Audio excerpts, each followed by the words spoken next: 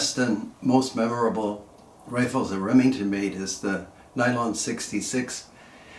And I don't spend enough time talking about 22s, so I thought, well, I had a bit of a gap. I have to tell you, I had a chance to go hunting. It was great being out in the forest, and I'll tell you the details another time, but I took this Nylon 66 with me. You can see, if you're familiar with the Nylon 66, that somebody went to a lot of trouble and shortened the barrel. They put the sights back on perfectly, so it looks like a proper Mannlicher type stock. This is the regular model.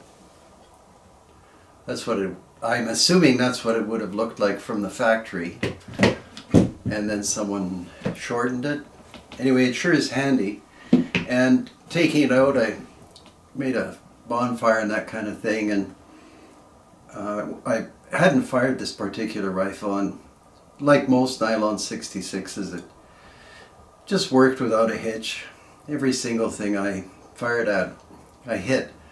So what's special about the rifle? Well, this was kind of a Remington engineering marvel when it came out.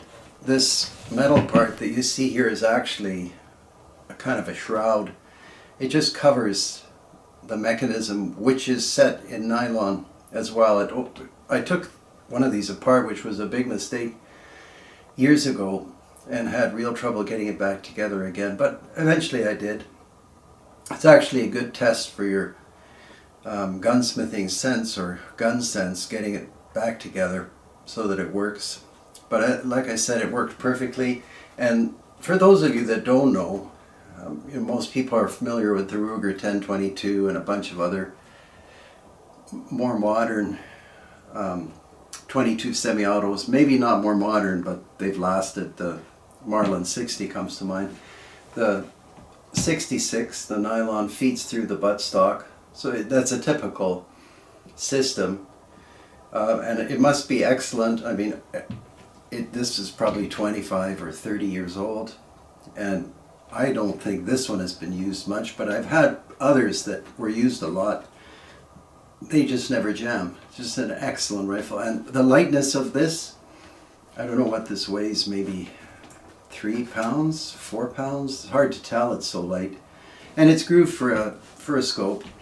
And I actually find the trigger is fine. Everything about it is good. These seem to be going up in value, and they came in different colors. This one is just, I think, Mohawk brown. Different people tell me different things, and then I read up on it but forget what I read. There was a Seneca green, which doesn't look very green to me, but it's kind of a greenish tinged brown nylon. And then there was a black stock and with chrome on the metal. Quite striking 22s. I just like the plain Nylon 66.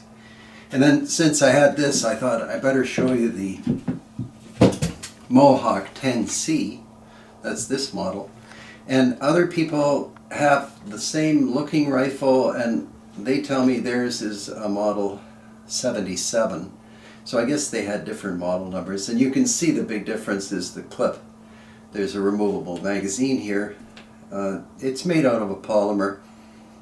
This one doesn't always feed perfectly, I have to say, but it's probably reliable 99% of the time.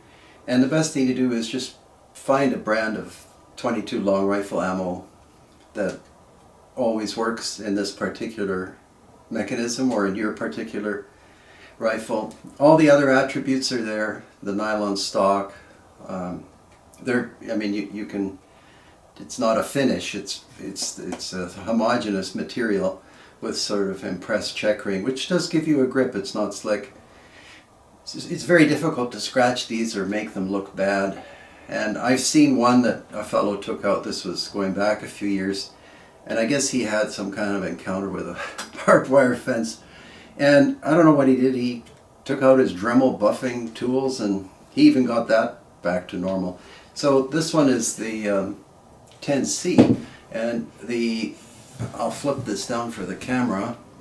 You can see the pistol grip cap shows the model number, and here's the other one.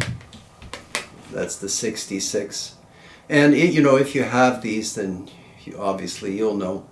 But if you're buying them, that seems to be the best place to find out what you're buying, because I looked on the receiver and elsewhere, and I couldn't find the model number. It's probably on there somewhere. But I thought these are so memorable, and I spent like many days in the woods with that model, not that exact gun.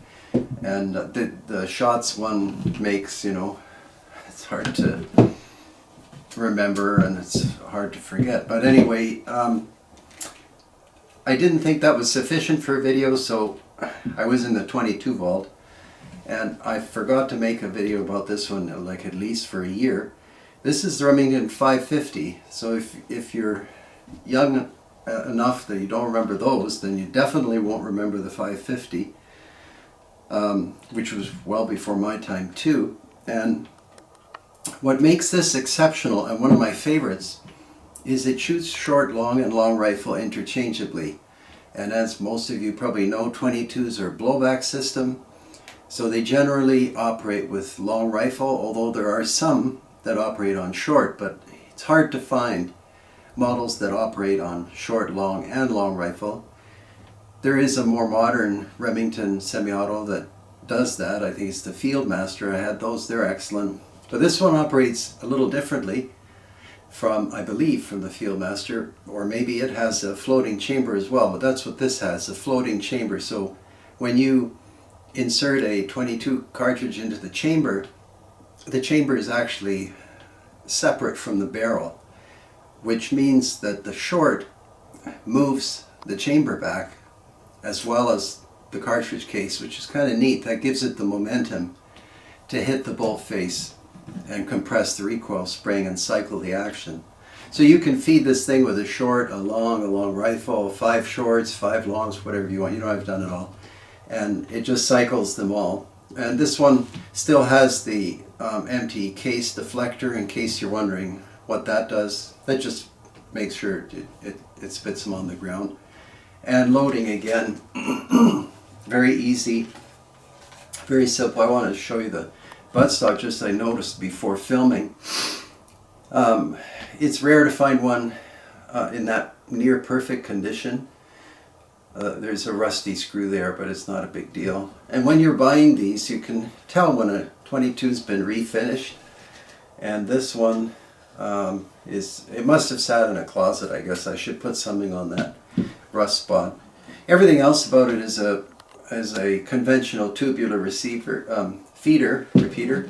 It doesn't have the hole in the side of the buttstock or the butt plate. It has the typical feed through the front or through here, depending on how far you extract the tube.